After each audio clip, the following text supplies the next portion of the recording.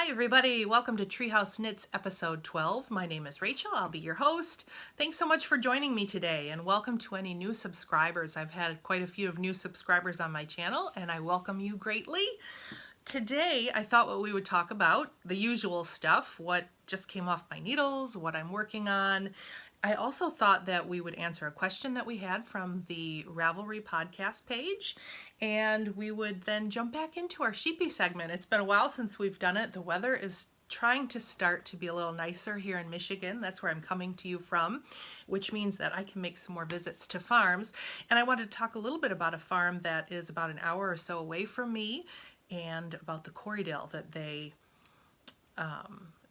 they raise. I haven't visited the farm yet, but I've been in contact with the owner quite a bit and have some really cool wool that she sent to me to share with you. We'll talk a bit about the breed, what makes them special, and then hopefully sometime this spring or summer I will head out there and meet her as well.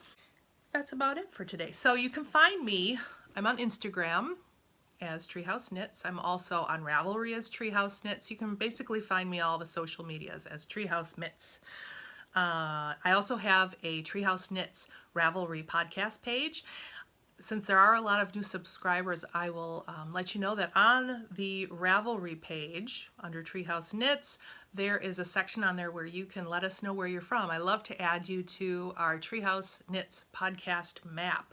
We have people coming from all around the world that are watching the show, and it's just a lot of fun to see where we're from. That's one of the reasons I wanted to start this podcast, is because I wanted to just build a global community of knitters, people who enjoy doing similar fiber arts, doing the similar fiber arts that I do. So I welcome you, and check out that thread on the podcast page.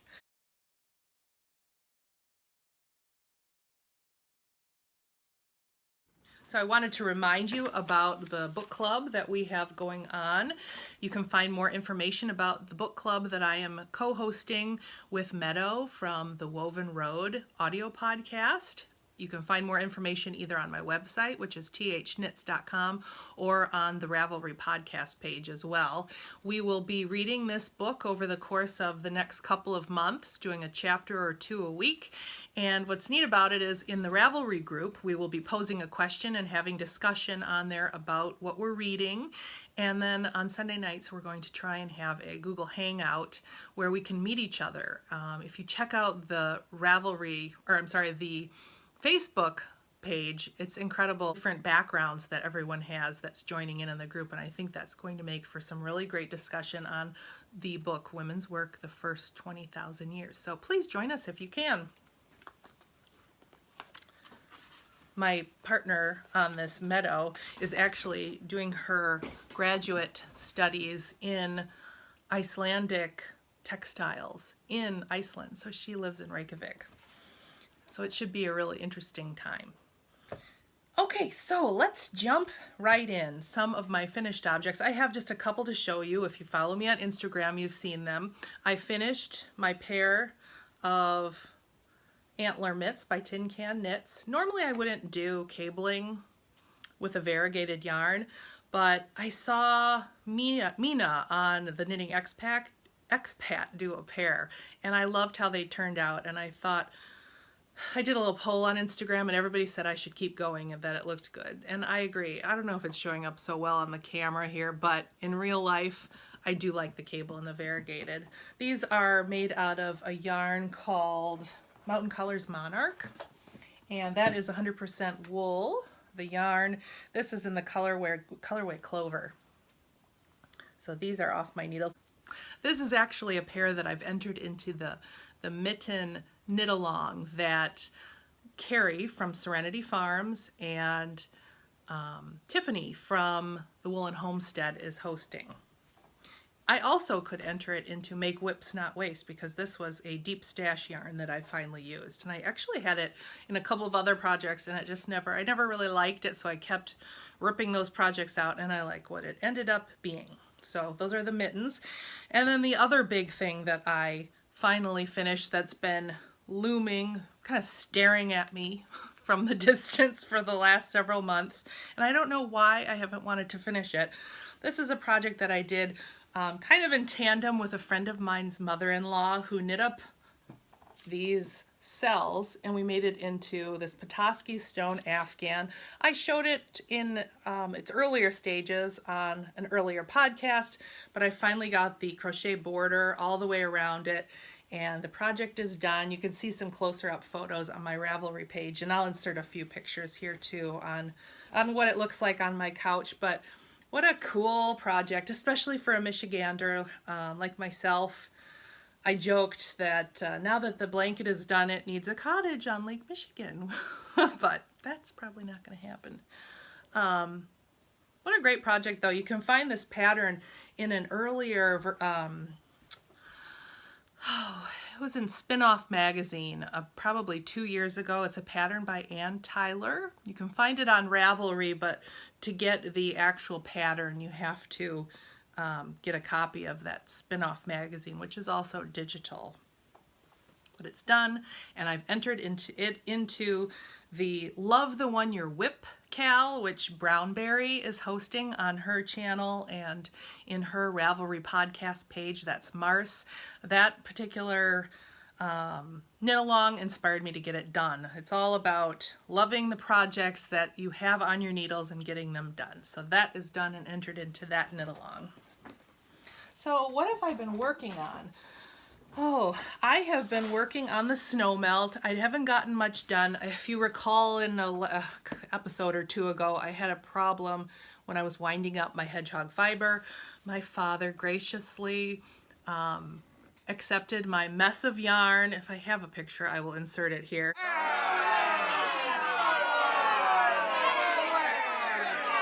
And he has converted it into nice little tidy balls, which I'll insert a picture here.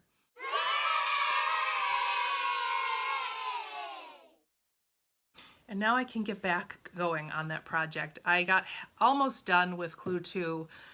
All the clues have been out yet. I've not looked on Ravelry or anywhere to see what it looks like. I'm trying to keep it a mystery, but now I can keep working on that. I've been, because I had a couple of pairs of socks that came off the needles last week, I decided to start some new. I think maybe I showed some of these to you on the last episode. Most of these are for my husband. This is the year of knitting socks for my husband, and I've made a hashtag Socks for Hubby 2017 that I'm putting them under. This is a really cool pair of Arne and Carlos Regia socks. I'm doing toe up 2 at a time. I'm doing it on my newer signature needles. They don't make a 0 size, so I'm doing them on size 1. The fabric that it's making is a little looser than what I normally like to use or like to make for my husband. So we'll see how these wear. I think I will definitely reinforce the heel on these. I ended up getting the signatures with the midi point. The stilettos have a longer shaft where the needle goes from pointy to the size, the ending size, in a little bit longer of a space. I like the midi. I read on their website that it's good for sock knitters or knitters in general who tend to knit on the tips of their needles. Because when you knit on the tips of your needles, you end up with a tighter gauge because you're not using the full circumference of your needle. So this, I can knit on the tip of my needle, but it's still getting the correct gauge, if that makes any sense. Yeah, like I said, these are Arne and Carlos Design Line, their 3rd edition. So I'm trying out these signatures, and I've decided that I like them equally to my Addy sock rockets, which this is the pair of socks that are on my sock rockets right now. They have the same midi point. They don't call it midi, but it's pretty similar to the point on the signatures. The joins are identically smooth in my opinion, but honestly I like the feel of the Addy sock rockets a little better when I'm knitting. It's just got such a smooth feeling when you're knitting with these. This is a skein from Brew City Yarns. I picked up about a month ago at a trunk show they were having at a local yarn store. Love how they're knitting up. These are kind of my St. Patty's socks for Brian. I got to get moving on those, get those done. But I love, these are hand dyed and there's just no pooling. It's just evenly distributed color, and I appreciate that. I like that. And the other pair of socks that I am working on, I continue to work on this pair of socks that I'm making the long, I don't know, 28-inch tube, I think. Then I'm going to break it in half and put in the heels and the toes. This is Blue Moon Fiber Arts. I'm doing these on my Knit Pro Zings DPNs. For some reason I was feeling like a little variety, so I thought I'd get some DPNs going and I'd use my circulars, try the new signatures. But this yarn is incredible, and I forget how wonderful Blue Moon Fiber Arts are. I picked up this skein several years ago at Madrona Fiber Festival in Tacoma, Washington, and this is a beautiful merino silk blend. So it just feels wonderful to knit. It's knitting, I love the gauge it's knitting at. I love how thick it is. It's just a little bit thicker than a Regia, and this will be a nice sock as well. So those are my 3 pairs of socks that I've got going on my needles. The other big project that I started work on is this sweater, the Buds and Branches sweater, or Branches and Buds, Carrie Bostic Hogue. It was in the very first Matter magazine, which I did not get, but the patterns got put onto Ravelry recently. This particular, the gray yarn is Quince Chickadee, and I picked that up maybe a year ago already, and I just didn't know what to do with it. I decided I wanted to do some sort of color work with it, and when I was at Vogue Knitting Live, you'll remember I picked up that skein of Freya hand paint in this kind of cool gradient color. I wasn't too excited about the orange, but they told me the orange under blue light will actually glow in the dark, which is kind of interesting. But I just decided to use that gradient in the color work, and I'm really loving how it turned out. As I was knitting, it occurred to me a tip that might be helpful for some of you. When I go ahead and pick up the sleeves, when I'm done with the body, patterns will tell you how many stitches you need to pick up, and then you pick up your waste yarn stitches, and then you knit in the round and make your sleeve. I take that just as a guide when they say how many stitches I should pick up.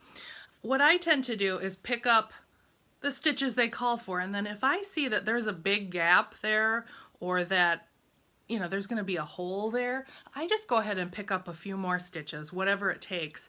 And then on the next round or two, I decrease those out to get to the stitch count that I should have. So I just wanted to throw that out there. You can do that. You can do whatever you want.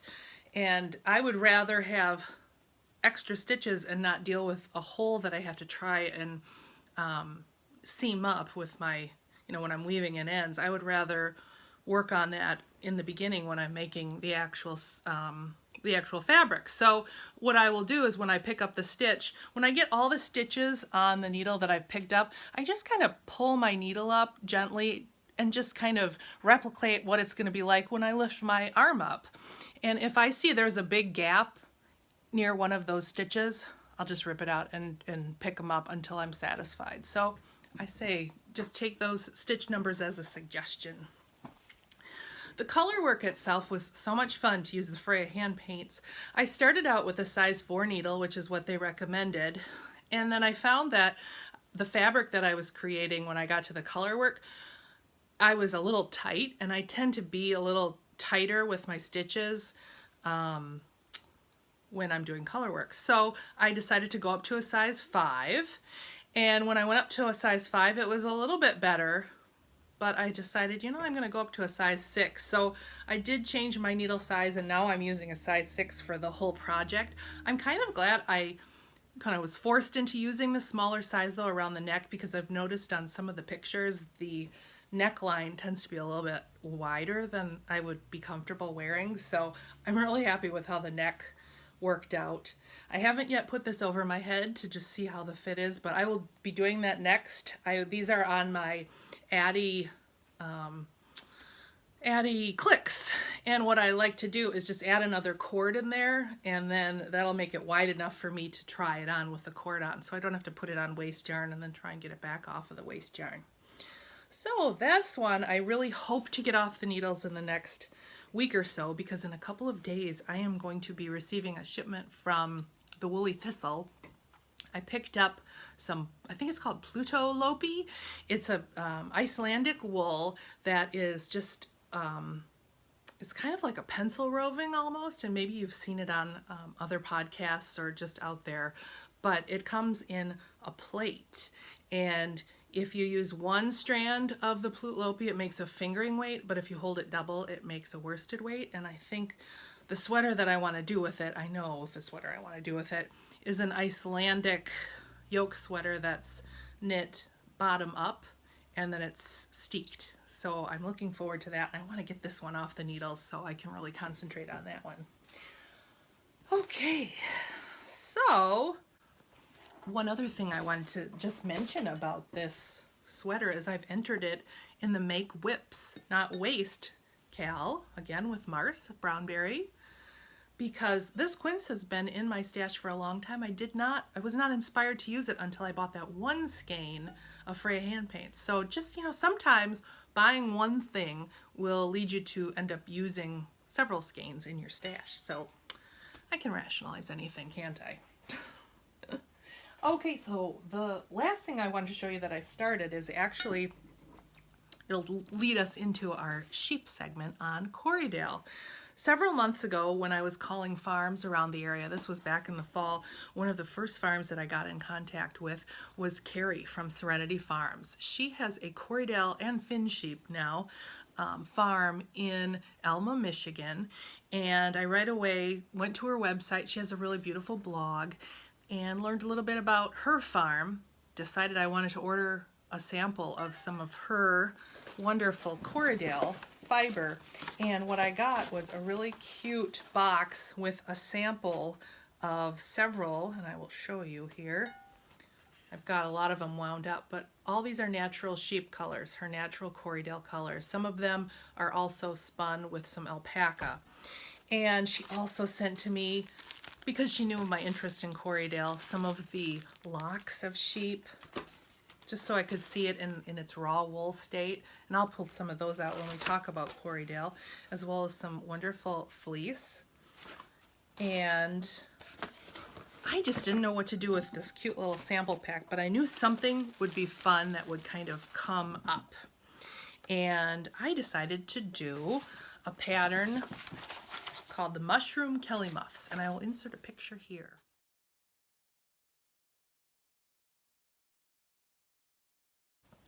So these Kelly Muffs, Mushroom Kelly Muffs, are designed by Spilly Jane, who's also known as Jane Dupuy. I don't know how to pronounce that last name, but they're fingerless mitts. And I just wanted to kind of show you, I wound up these mini skeins of yarn. Here are the colors. Now in the design pattern they use the tops, they use red for the tops of the mushrooms, but I'm kind of keeping it natural, and I'm doing, this is my mushroom. Now if you followed me on Instagram a little bit, you know that my husband enjoys growing mushrooms, so I thought this would be a fun pair of mitts. I'm not sure if he'll like to wear them, but he has a little mushroom farm going on. In fact, I will insert a picture here of last year, a harvest we had of shiitake mushrooms.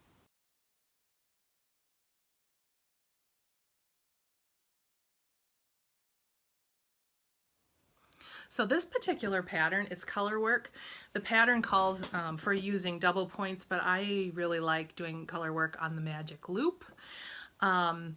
One thing that I had to consider really was about color, and when I took all 5 of the colors that I had to decide what would be the best background color and then what would be a good color for 2 colors for the mushrooms, because I really wanted those to show up. So I took a look at these 5 colors, and sometimes what I'll do is I will just kind of squint, and when you squint at you can really tell which colors pop, which are deeper colors and which are more medium tone colors, and that helps you kind of decide. I know a lot of people also take a picture and make it into black and white, and that helps you kind of decide which colors are more dark tone or medium tone. You think you could just do that by looking at it, but you'd be amazed how often you can get that wrong when you start knitting it up. And I think it's working out as well as possible. For some reason I was noticing that I don't know if I should have gone up a needle size, but my my tension when I'm doing the color work again. I have to really force myself to relax my hand and let the stitches be a lot looser than I usually do for things. I'm not a tight knitter. I'm usually kind of spot on gauge for patterns, but for some reason when I do color work just the way that I do it, I hold the main color in my right hand and the other color in my left hand, and I knit back and forth with those two colors. For some reason, my color work can be a little not as nice of tension as I'd like, but I know that when I put it in a warm wash and soak it, the yarn will relax and it will all work itself out. But so far this has been a really neat project. So Corriedale yarn, why don't we, let me stop, let me get a little organized around me, and let's talk a little bit about Corriedale. So let's talk about Corriedale.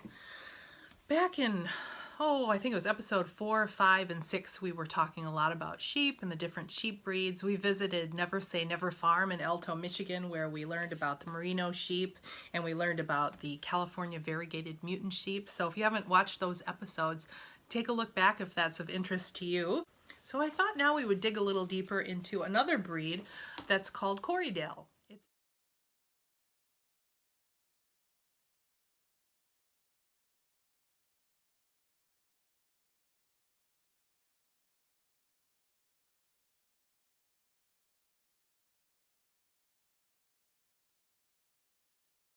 Corriedale is spelled Corriedale, and the name actually comes from the location where the sheep were first breeded. Now, a lot of the information that I'm getting is coming from Serenity Farm, from Carrie. She sent me a wonderful article that she wrote a couple years back when she was sharing with people her breeds. I also am getting a lot of my information from this amazing book that I know I've mentioned before, the Fleece and Fiber Source Book by Deborah Robson. And a couple episodes ago in the show notes, I linked to a wonderful interview that she did on, I think it was Woolfolk. I linked to that episode. And then I just noticed recently she has been interviewed by Fruity Knitting, which is a fabulous podcast that comes out of Germany. Take a look at them as well. They do great interviews with people, and it's nice to actually see Deb Robson and learn a little bit more about her in that particular podcast. But Corriedale, what is Corriedale? Corriedale sheep are a true dual purpose breed. So what that means is they both produce wool for using for us hand knitters and spinners and other folks that use wool fiber, and they also produce a high quality meat. So Corriedale sheep are very prolific, possessing excellent potential for fall lambing and multiple births. Corriedale sheep adapt well to a variety of geographic regions and production systems. So Corriedale began in New Zealand in the 1880s, and also they were bred in Australia as well shortly after that. At that time, the merino was really the breed suited for the arid grasslands, and they were looking for a sheep that would be suited more towards the middle areas of the country, similar to Kansas or Nebraska in the United States, or like a Saskatchewan in Canada. So breeders wanted to have a dual purpose sheep that would perform well in those areas. And an individual by the name of James Little, he was the manager of a ranch that was called Corriedale, is credited with creating this particular breed. So he crossed Lincoln's, which is a long wool, with possibly, they say, some Leicesters and his merinos, until he had a stable breeding population, and that particular sheep he called Corriedale. Corriedales were first introduced into our country in Wyoming in 1914. So it has a great reputation from what I've read. The wool, and according to Carrie from Serenity Farms, she absolutely loves the fiber, and she's raising sheep for fiber.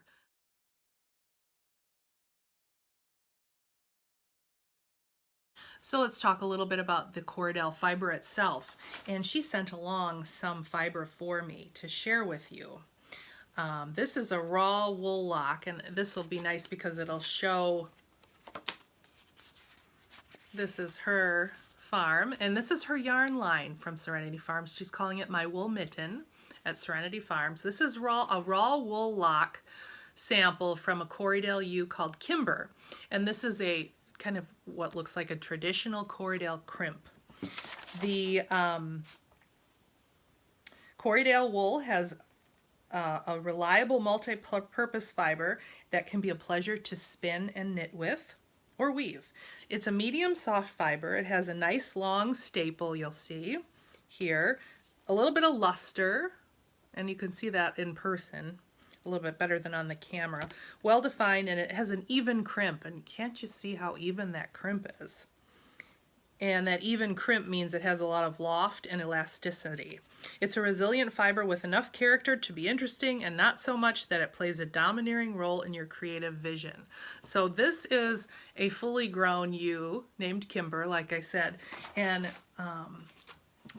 Carrie sent to me raw wool sample from a Corriedale ewe lamb. So maybe this is a first cutting from a ewe lamb, I'm not sure, but she just wanted you to see how much finer the crimp is in that.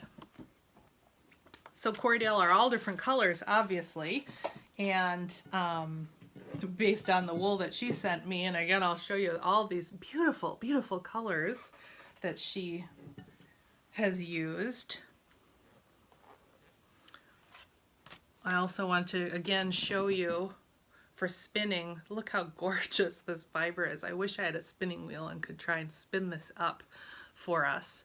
But it's just a beautiful, lustrous, long staples. I can tell, I mean, it's strong when you pull it because it's longer. But I have to tell you, when I knit it up, this was the swatch that I knit up with one of the mini skeins she gave me. When you put it to your face, it's not itchy at all. It doesn't have the soft feeling of, say, a fine merino, but what it is, it's a light, warm, just wonderful, earthy, sheepy feel to it. And I think they'll make beautiful gloves, but I would not hesitate to make a hat or anything around my neck with it. I'm very sensitive around my neck, and it feels great to me. I looked at my stash, and lo and behold, I'd already knit with some Corriedale. This is actually a Corriedale sock from Knit Circus, saltwater taffy stripes. I think this was a colorway they made for YarnCon a few years ago. If you haven't knit with Knit Circus, you should really take a look at what they're doing. They do such a cool job with gradient striping. These were a pair of socks I made toe up 2 at a time with the Afterthought heel at the end. But I love these socks. They are very light, they're warm. The feel of them is, it's not like a merino feel where I feel like it's gonna get a hole right away, but it's not as tough feeling as some of those German yarns are right away. So I think it's just a really nice middle of the road workhorse sock yarn. That's just a step, luxurious step above a Regia or an Opal. Okay. So I hope that was of interest to you and you enjoyed learning a little bit about Corriedale, and you might check out at your local yarn store or at a fiber festival for some Corriedale yarn and work with it. It's a beautiful, beautiful yarn. We got a question from Bead Tricks. Bead Tricks' name is Leslie. Thanks, Leslie, for the question. She said, loving your podcast. I look forward to all of your recommendations, advice, and clear communication about yarn and other topics that mean so much to me. I have a question about Afterthought heels. You mentioned that for your socks you knit a tube to 14 inches and then cut the heel in at 10 inches. Is the cut in at the point of the foot where the bottom of the foot will start to curve up the heel, or is it further on? I have 2 socks on my needles and I'm stuck knowing where the darn heel is supposed to go. Okay, so here's how I figured out where to place the heel in my sock. So as many of you know, I love to knit my socks as a tube first, and then I place the heel in afterwards. I do an Afterthought heel. Well, how did I figure out how long this needs to be? So what I did, and I don't know where I got this idea. There's so many ideas out there floating up on the internet, but I stood against a wall and I made a drawing of my foot, and then I placed a marking. And you'll see on here I have markings for if I did a fish lips kiss heel, afterthought heel, and a gusseted heel. How I came up with the afterthought heel placement was I looked at where my foot, like let's say this is your foot and this is your leg. I marked the spot where the foot starts to go up on my paper, and then I marked that bone on the side of your ankle. I went directly down and marked that location. And I basically went right in between for the afterthought heel. So that's the little line there. I measured from that little line all the way to my heel, and that gave me about 2.5 inches. Now when you're knitting socks, you need a little negative ease. You don't want any positive ease in a sock. So I took the 2.5 inches and I multiplied it. 10% negative ease is about what you want for socks. So I multiplied it by 0.9 to give me 10% off of 2.5. And that gave me about 2.25. So I usually place my heel somewhere between 2 and 2.25, and that gives me a little leeway. Like for instance, in striped socks, I like to place it in the middle of a stripe and then start my heel with the same color so that the stripe kind of goes into the heel nicely. Hope that makes sense. So that's how I calculated, and I did the same for my husband. I figured out right in between where my leg goes up and from that bone on the side of your ankle, and I multiplied it times 0.9, and that gave me where to place the heel in. So you'd take the total length of your foot then, and you'd subtract from what you came up with, whatever number you came up with. So for me, my foot is 10 inches long, if I measured this, and I subtracted 2, and that gave me 8, which tells me to place my heel and start cutting at 8. So that's how I figured it out. I hope that helps. I hope that was an answer to your question. If anyone else has any ideas to share about figuring that out for a sock, go down below and leave us a comment. In fact, I would love it if you guys left any comments down below. Leave comments on my Ravelry page. Give me a thumbs up if you like this video. I love hearing from you. I read everything, and I try to respond to everything too, because again, this video podcast is really all about getting to know you guys. Any of you going to YarnCon in a month or so? I think it's April 1st. I'm going to be there. I'm going to be taking a yarn hooking class, which I'm really excited about. If you happen to be going to YarnCon and you see me, please say hi. I would love to meet you. Don't be shy. I would love to meet you. Just tap me and we can chat about yarn. That would be so much fun. Thank you so much for joining me on this episode. I look forward to seeing you again on the next episode of Treehouse Knits. Bye.